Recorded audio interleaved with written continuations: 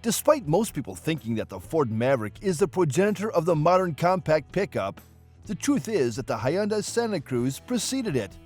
Thanks to its unique looks, solid performance figures, and a high-quality interior, Santa Cruz might seem like a pretty good choice. However, the truth isn't that clear-cut.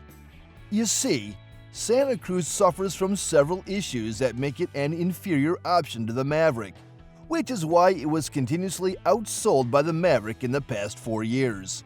Today, we'll be seeing why that is, as we take a look at 5 reasons why you should avoid the Hyundai Santa Cruz. Number 5. Too radical styling. The Hyundai Santa Cruz, like the Tucson it is based on, is undeniably very, divisive in terms of looks.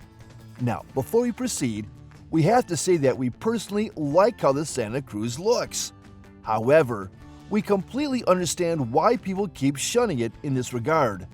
First of all, both the pre-facelift and post-facelift models have a bizarre front end. The most controversial part of the Santa Cruz's fascia are those grille-embedded LED lights. When they're on, the vehicle looks pretty nice, as they give out an angel wings-like silhouette. However, once you turn them off, the vehicle starts looking more like a mole rat than anything else. In addition to that, those bulbous-looking lights at the lower part of the bumpers also look very weird, especially once you notice them. They stick out like pimples. In addition to that, we aren't exactly sold on the side profile of the vehicle either, as it is a bit too fussy to be to everyone's liking. There is just way too much creasing and unnecessary details that make the vehicle look pretty tacky. Hyundai should have given more thought to differentiating the side from the Tucson, as the Santa Cruz looks like a regular Tucson with the near part of the roof just hacked off. However, the rear end of the vehicle is, in our opinion, the worst part of the exterior design. And even though we like how the vehicle looks, we too despise the rear end.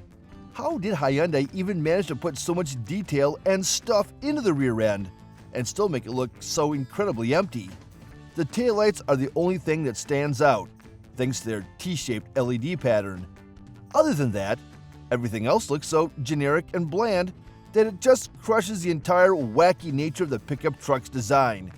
Even that pressed-in Santa Cruz lettering seems both unnecessary and unnoticeable at the same time. But the biggest problem with the rear end of the truck isn't just the design. No, that would be the next entry on our list. Number 4. Minuscule bed length. We understand that a compact pickup truck cannot have a large bed, especially if it's a unibody truck. However, we still expect the bed to be at least somewhat practical. However, you most certainly won't be getting any kind of truck practicality from the Hyundai Santa Cruz. Believe it or not, the bed length of a 16-foot truck is just under 4 feet long. That's more than half a foot shorter than the Ford Maverick, which is roughly the same size as the Santa Cruz. In addition to that, the cargo area is also pretty minuscule. The cargo area is just 27 cubic feet, which is over 6 feet less than the Ford Maverick. Even worse, it's around 4 feet less than the Hyundai Tucson, which is a smaller vehicle that sits on the same platform, as you already know. The bed shape is also very weird, limiting the overall usability of the truck even more. Plus, the tailgate isn't very practical either, as it isn't as wide as the Ford Mavericks, making it even less convenient to load up. Now sure, since this is after all a truck, there's quite a lot of liberty in putting a lot of stuff over the rear window. However, that is true for all pickup trucks, which is why Hyundai should have done better. Number 3. Interior space is not the best. And you know what's the worst part of having a truck bed? The fact that it will have stolen a fair bit of your interior space. Now, this isn't that big of a problem when talking about midsize and full-size pickup trucks, as they are far larger than a Santa Cruz and can offer a good compromise between interior space and bed space. However, once you take into consideration that the Santa Cruz is basically a Tucson with its rear cut off, you start to realize how problematic the interior is. Now, the front seats won't be a problem, as the seating position as well as general space will be practically identical to the Tucson. However, the rear seats will be noticeably more cramped due to the bed, and the position itself will be a tad more different. Rear passengers will sit more upright than in the Tucson, which will affect their comfort on longer journeys. In addition to that, the rear legroom will also be far from ideal, offering around 36 inches.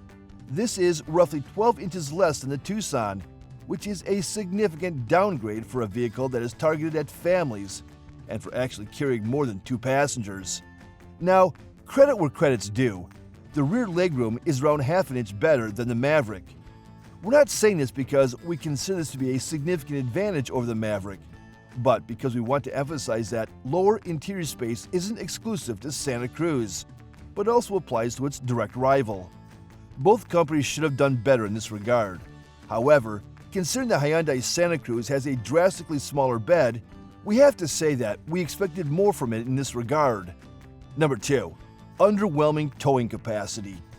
In addition to having quite a limited bed space and interior space, the Hyundai Santa Cruz has quite a mediocre towing capacity for a pickup truck. Now sure, we're not expecting a compact unibody pickup truck to tow 10,000 pounds. However, we'd still expect it to be semi-competent in this regard. You see, the Hyundai Santa Cruz has a maximum towing capacity of 5,000 pounds, which is pretty okay.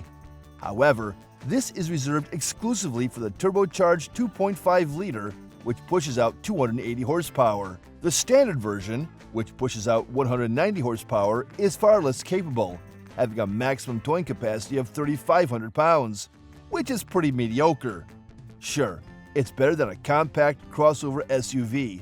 However, it's still a far cry from the likes of mid-size pickup trucks. Now, this wouldn't be a problem if Santa Cruz was drastically cheaper compared to its mid-size competitors. However, it isn't, which brings us to the biggest issue with the Santa Cruz. Number 1, the pricing is too high.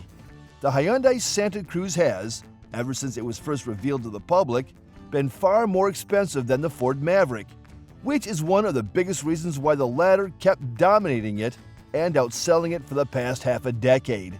However, as of 2025, both the Santa Cruz and the Ford Maverick have become ludicrously expensive, to the point that it is far more logical to go straight for a mid-size pickup truck than to even indulge in buying either of the two. However, even now, with the recent redesign of the Ford Maverick and its exponential price growth, the Santa Cruz remains the worst value of the two. First of all, Santa Cruz now starts at $30,000. Yes, $30,000. That's exactly the same amount of money you'll be paying for an entry-level Chevrolet Colorado, and that truck is miles ahead of the Santa Cruz in every possible way. First of all, you'll be able to tow far more from the get-go, as its 2.7-liter i4 pushes out 40 horsepower more than the Santa Cruz's base model. In addition to that, the interior space of the Colorado will be far more spacious than both the Santa Cruz and the Ford Maverick. And if that wasn't enough, its body-on-frame platform will allow for far better off-road performance, as well as a much higher maximum towing capacity of 7,700 pounds, if optioned with the high-output version. And the worst part about this is the fact that the Santa Cruz gets exponentially more expensive once you start going up the trim level. The top-of-the-line Santa Cruz Limited, when fully spec'd out, costs as much as the Ford Ranger Lariat, which is the penultimate trim of the Ranger's lineup. Now, truth be told, the Ford Maverick has a similar issue, as it too caps out at over $40,000, and all of the issues that are true of the Santa Cruz can be translated to the Maverick too.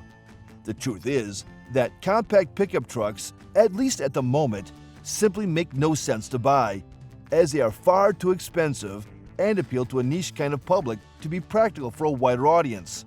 As of now, we'd highly recommend you opt for a mid-size pickup truck of any kind instead of throwing $30,000 plus at a mid-spec Santa Cruz.